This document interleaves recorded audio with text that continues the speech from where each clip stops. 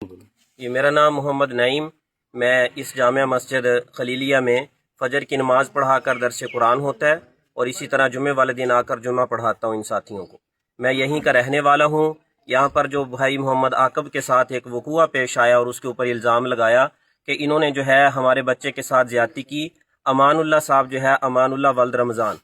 انہوں نے آ کر جو ہے یہ الزام لگایا کہ میرے بچے کے ساتھ زیادتی کی ہے۔ ایسے کوئی مسائل نہیں ہیں۔ ان کے بقول ان کے والد صاحب نے خود اس بات کا کئی موقعوں پر اعتراف کیا کہ ہمارے بچے کے ساتھ کچھ نہیں ہوا، ہمارا بچہ روتا ہوا گھر آیا ہے۔ جب گھر آیا تو ہم نے ان سے پوچھا تو بچے نے ہمیں جو یہ بتایا کہ میرے ساتھ اس طرح کرنے کی کوشش کی گئی۔ اب کوشش کی حد تک چونکہ اللہ کی ذات ہی جانتی ہے، ہم موجود نہیں تھے، دیکھنے والے نہیں تھے، لیکن ان کے والد کے بقول یہی ہے، کئی مرتبہ ایک آدمی کے سامنے نہیں، ان کے دادا نے بھی اعتراف کیا، بچے کے والد نے بھی اعتراف کیا کہ ہمارے بچے کے ساتھ ایسے کوئی معاملات نہیں ہوئے۔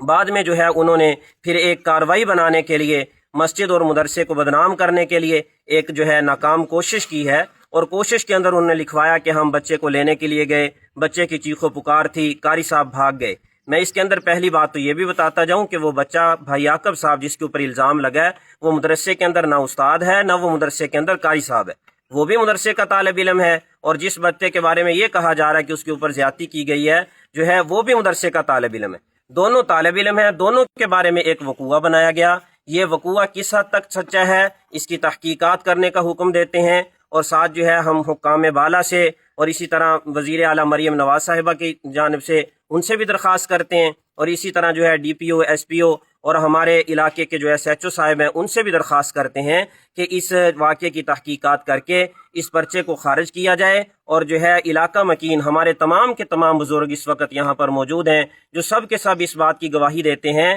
کہ یہ مسجد اور مدرسے کو بدنام کرنے کی کوشش ہے۔ اور اسی طرح مدعیوں کی جانب سے مختلف موقعوں پر ڈیمانڈیں کی جاتی رہیں۔